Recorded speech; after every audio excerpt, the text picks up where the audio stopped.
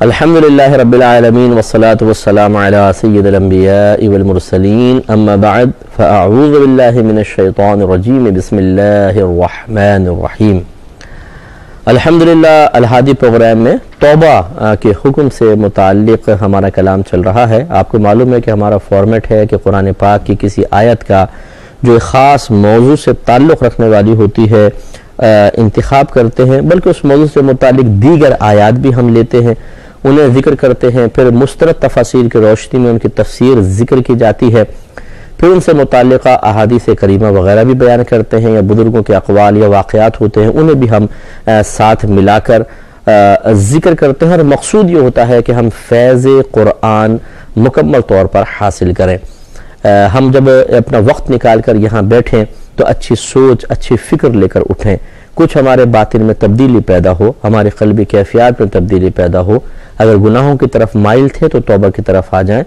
گندگی کی طرف جا رہے تھے تو صفائی ستھرائی پاکیزگی کی طرف آ جائیں، اگر خرابی کی طرف جا رہے تھے تو اچھائی کی طرف آ جائیں، اگر خدا نخواستہ ہمارا قلب اللہ تبارک و تعالیٰ کی بارگاہ سے دور ہو رہا تھا تو دوبارہ بارگاہ الہی کی طرف متوجہ ہو جائے۔ جو ہمارے بھائی بہن ریگولر ہمارا پروگرام دیکھتے ہیں، مجھے اللہ تعالیٰ کی رحمت سے یقین ہے کہ 15 سے 18 منٹ جتنا آپ ہمارا پروگرام دیکھتے ہیں، الحمدللہ آپ اللہ تعالیٰ کے اپنے آپ کو بہت قریب محسوس کریں گے، بہت سارے پاکیزہ ارادے قلب میں پیدا ہوں گے، بہت سی سابقہ زندگی میں کیے گئے کاموں پہ ندامت ہوتی ہے، شرمندگی ہوتی ہے، اور انسان اس کام میں کی گئی کوتاہی یا جو پہلی سابقہ زندگی میں ہماری کوتاہیاں ہیں ان کا تدارک کرنے کے لیے، ان کا کفارہ کرنے کے لیے اپنا ذہن تیار کرنے میں کامیاب ہو جاتا ہے۔ تو گویا کہ ہمارا بیٹھ کر قرآن پاک کی تفسیر سننا، آیات سننا، احادیث کریمہ سننا بیکار نہیں جاتا ہے، بلکہ حقیقی فیض ہمیں حاصل ہو جاتا ہے۔ فیض کوئی مادی شے نہیں ہے کہ آپ کسی کے سامنے بیٹھیں تو ایک دم ایک نور سا یوں اڑتا ہوا نظر آئے اور آپ ایک دم دل میں اتر جائے۔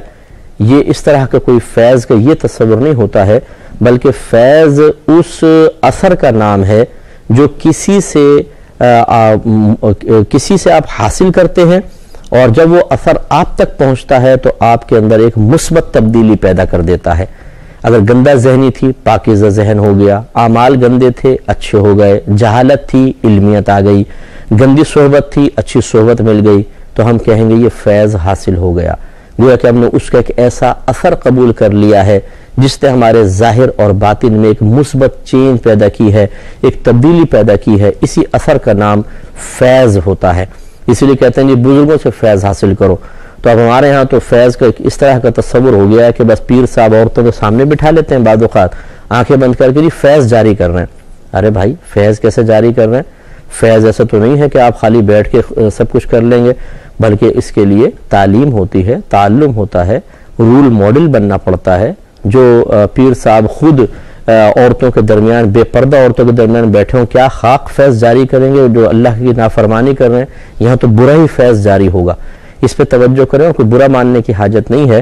شریعت اللہ تبارک و تعالیٰ اس کے رسول کی قائم کردہ ہے، آپ کی میری نہیں ہے کہ ہم اس میں جو چاہیں اپنی نفسانی خواہشات کے تابع ہو کے تبدیلیاں کر لیں، یہ شرعاً بالکل جائز نہیں ہے۔ تو خلاصہ کلام یہ ہے کہ بہرحال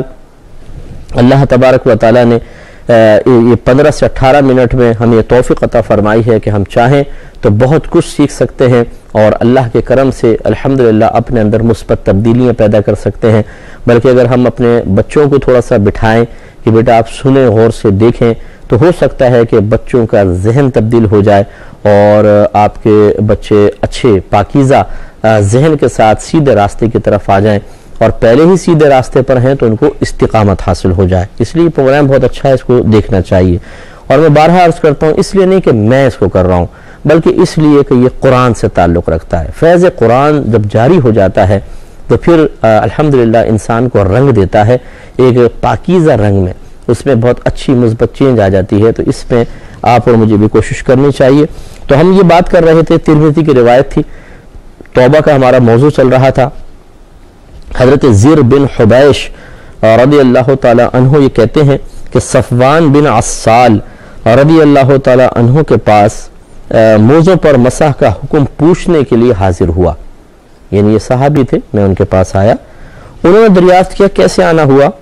تو میں نے عرض کی کہ طلب علم کی خاطر حاضر ہوا ہوں۔ تو صفوان بن عسال رضی اللہ تعالی عنہ نے ارشاد فرمایا کہ فرشتے طالب علم کے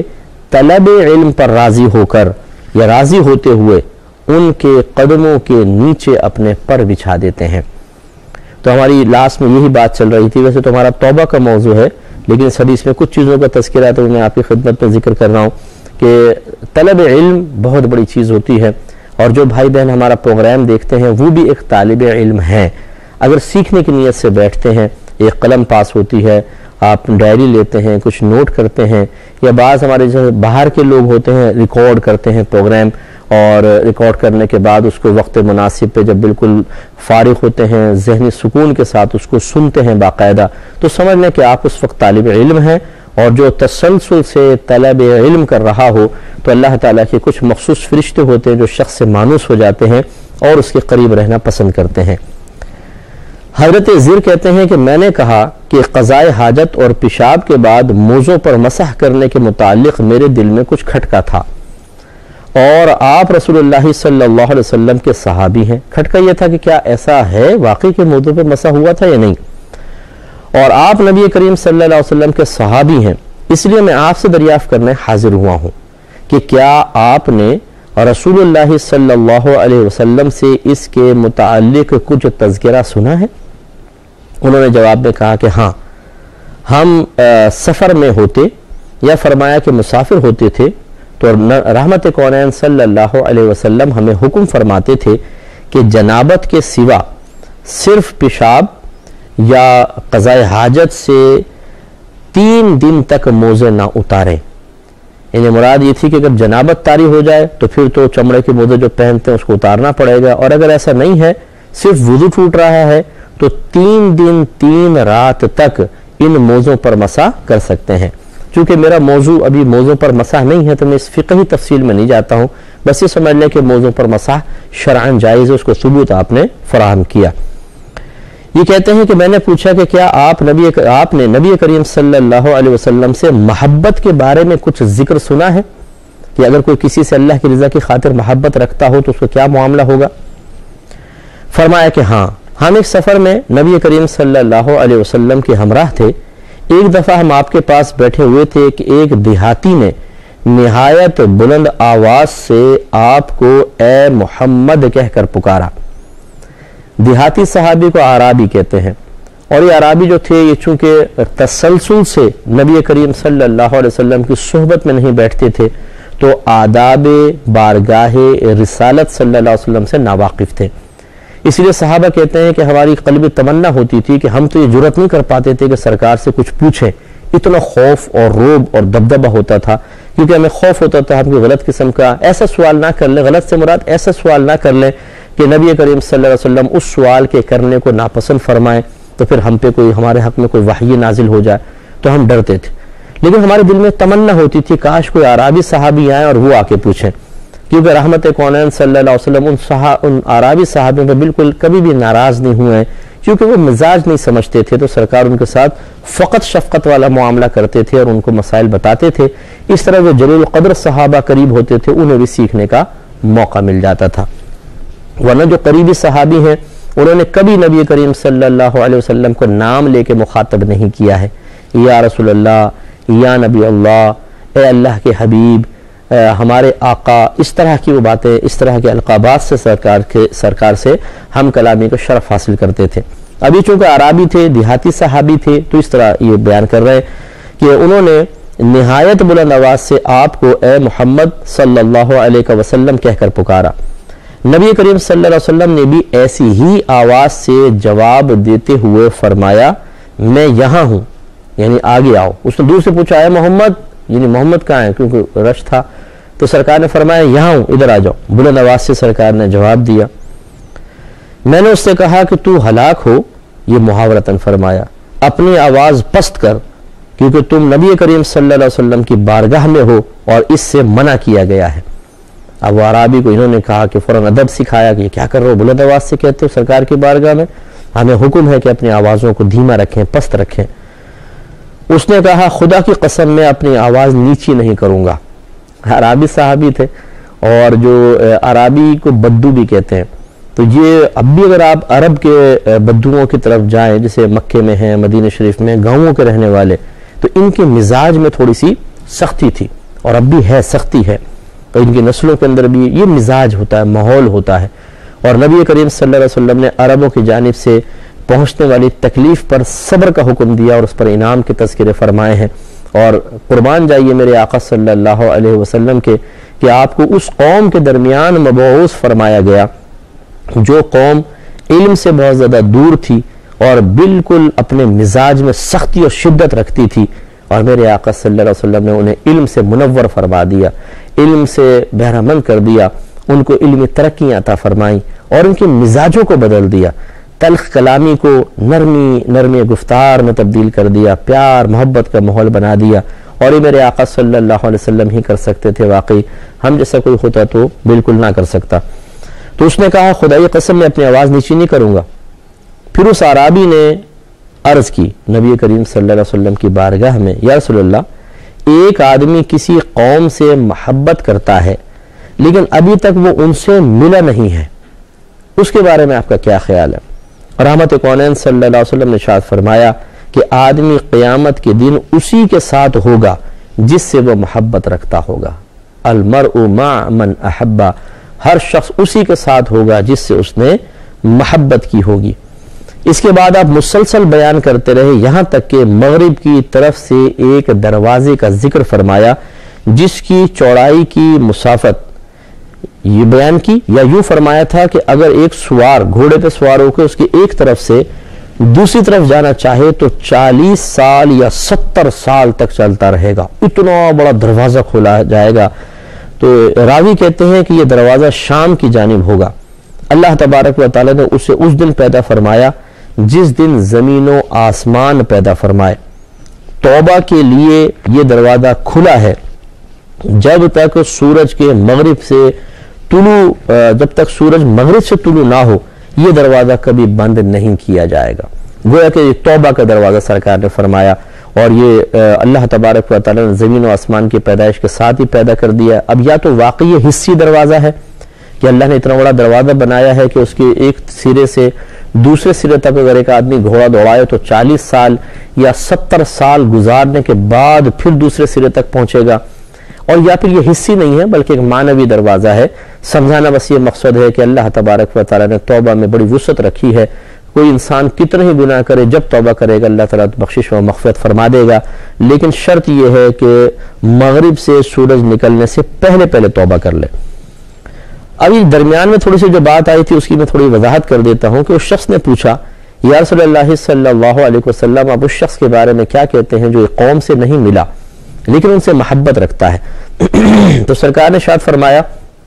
کہ ہر شخص بروز قیامت اسی کے ساتھ ہوگا جس سے اس نے محبت کی ہے۔ تو اب یہ عشق مجازی کرنے والوں کے چہرے نہیں کھلنے چاہیے کہ وہ سوچیں اچھا اگر ایسا ہے تو چلو پھر میں تو مجنوں ہوں، لیلا سے میرا رابطہ چل ہی رہا ہے، دنیا میں نہیں ملے تو انشاءاللہ آخرت پہ مل جائیں گے۔ معاذ اللہ ثم معاذ اللہ، یہ مجازی اور گندی محبت کے بارے میں ارشاد نہیں فرمایا جا رہا بلکہ پاکیزہ محبت اللہ تبارک و تعالیٰ کی رضا کی خاطر۔ جیسے مثال کے طور پہ آپ نے سنا ہے کہ جی فلاں علاقے میں ایک بزرگ ہیں اور ماشاءاللہ بڑے نیک ہیں، پرہیزگار ہیں، متقی ہیں، فلاں جگہ کوئی عالم دین ہیں، فلاں جگہ کوئی مفتی صاحب ہیں، اور ہم وہاں تک پہنچ نہیں پاتے ہیں اپنی مصروفیات کی بنا پر، مسافت کی طوالت کی بنا پر، لیکن آپ محبت رکھتے ہیں۔ جیسے بہت سارے لوگ ہمارا پروگرام اور علماء جو اچھے اور واقعی سلجھے ہوئے اچھے علماء ہیں ان کا پروگرام دیکھتے ہیں۔ میں تو خیر ایک طالب علم ہوں، اچھے لوگ ہیں جو میڈیا پر آتے ہیں اور لوگ ان سے اللہ کی رضا کی خاطر محبت کر لیتے ہیں، کیونکہ ایک تو ہوتا ہے کہ ویسی کسی کے حسن و جمال سے محبت رکھنا، کسی کی اداؤں کو دیکھ کر، کسی کی الٹی سیدھی حرکتوں کو دیکھ کر، کسی کے جوکس وغیرہ سن کر بھی انسان اپنے دل کا میلان محسوس کرتا ہے، یہ محبت اللہ کی رضا کی خاطر نہیں کہلائے گی، بلکہ جو اخروی معاملات کے پیش نظر کسی سے محبت ہوتی ہے، چاہے وہ علم کے اعتبار سے، تقوی کے اعتبار سے، پرہیزگاری کے اعتبار سے، بزرگی کے اعتبار سے ہو، یہ پھر اللہ تبارک و تعالیٰ کی رضا کی خاطر محبت کہلاتی ہے، اور یہ میدان معاشر میں بڑی نفع بخش ہے۔ تو اب جیسے میں آپ کو بتا رہا ہوں کہ پوری دنیا میں علماء پھیلے ہوئے ہیں، مشائخ ہیں، بڑے نیک اور پرہیزگار متقی لوگ ہیں، لیکن ہم ان تک نہیں پہنچ پاتے، باوجود شدید خواہش کے کانٹیکٹ نمبر تک نہیں مل پاتا کہ چلو فون پر ہی بات کر لیں، یا مل جاتا ہے تو بات نہیں ہو پاتی، لیکن دل میں محبت ضرور ہے۔ تو یاد رکھیے اگر دنیا میں نہیں بھی مل سکے، میرے آقا صلی اللہ علیہ وسلم فرما رہے ہیں میدان محشر میں اللہ تبارک و تعالیٰ ان کو ملا دے گا۔ اب سوال یہ پیدا ہوتا ہے، اگر ایک خاتون ہے وہ کسی عالم دین کو ٹی وی پہ سنتی ہیں، دیکھتی ہیں، اور اپنے دل میں ان کا احترام اور پاکیزہ ایک محبت محسوس کرتی ہیں جس میں گندگی کا کوئی شائبہ نہیں ہے، جیسے خواتین نبی کریم صلی اللہ علیہ وسلم سے بھی محبت رکھتی ہیں، اور یہ محبت واجب ہے کہ ہر مسلمان چاہے مرد عورت ہو اپنے نبی کریم صلی اللہ علیہ وسلم سے رکھے، لیکن یہ محبت میں گندگی نہیں ہے، اس محبت میں پاکیزگی ہے، احترام ہے، اللہ تبارک و تعالیٰ کی رضا ہے۔ تو ایسی بہنیں بھی یاد رکھیں کہ اللہ تبارک و تعالیٰ بروز قیامت ان کو ان کے قریب کرے گا۔ قریب سے مراد یہ ہے کہ وہ وہاں پہ جب علماء ہوں گے، مفتیان کرام ہوں گے، اللہ تعالیٰ کے اولیاء ہوں گے، صحابہ کرام ہوں گے، اللہ تبارک و تعالیٰ اپنے کرم سے ان کو اذن شفاعت عطا فرمائے گا کہ آپ جس کی چاہیں شفاعت کریں، لیکن ہوگا وہی شفاعت اسی کی وہ کریں گے جن کی اللہ تبارک و تعالیٰ چاہے گا، قلوب میں الہام فرمائے گا۔ اس لیے کافر کی شفاعت نہیں ہو سکتی، ہاں مسلمان کی ہوگی۔ تو اب یہ جو محبت ہے یہ اس وقت کام آئے گی کہ اللہ تبارک و تعالیٰ قریب کر دے گا، اور وہ پھر اپنے محبت کرنے والوں کو، کیونکہ ہر ایک کو جیسے اب اگر کوئی بالفرض مجھ سے کوئی عقیدت رکھتا ہے یا محبت کرتا ہے تو میں نے تو دیکھا ہی نہیں ہے، یہ اللہ تعالیٰ ان کو بتائے گا کہ یہ بندہ یا یہ بندی آپ سے دنیا میں اللہ کی رضا کی خاطر ایک احترام والی پاکیزہ محبت رکھتے تھے میری رضا کی خاطر، تو یہ قلب میں ڈال دی جائے گی بات، اور شفاعت کا موقع دیا جائے گا، اور یہ ان کی شفاعت کر کے انشاءاللہ انہیں جنت میں لے کے جائیں گے، جنت کا راستہ آسان کر دیں گے۔ اور یہ احادیث کریمہ میں موجود ہے، نبی کریم صلی اللہ علیہ وسلم نے ارشاد فرمایا میرے بعض امتی، ایک پورے قبیلے کی، بعض کچھ لوگوں کی، بعض ایک فرد کی شفاعت کرے گا، یعنی جیسے جیسا اس کا مقام و مرتبہ ہوگا، جیسے جیسے اللہ تبارک و تعالیٰ نے اس کو اخروی بلندی سے نوازا ہوگا، ویسے ویسے اس کا فیض جاری ہوگا۔ اس سے معلوم ہوا کہ اچھے لوگوں کی محبت دل میں رکھنی چاہیے پاکیزگی کے ساتھ، یہ دنیا میں بھی نفع دے گی انشاءاللہ، آخرت میں بھی نفع دے گی۔ اللہ تعالیٰ سے دعا ہے کہ رب کریم جو کچھ سنا اس پر عمل پیرا ہونے، اسے ذہن میں محفوظ رکھنے، یاد رکھنے کی توفیق عطا فرمائے، آمین۔ وآخر دعوانا ان الحمدللہ رب العالمین۔ میں بہک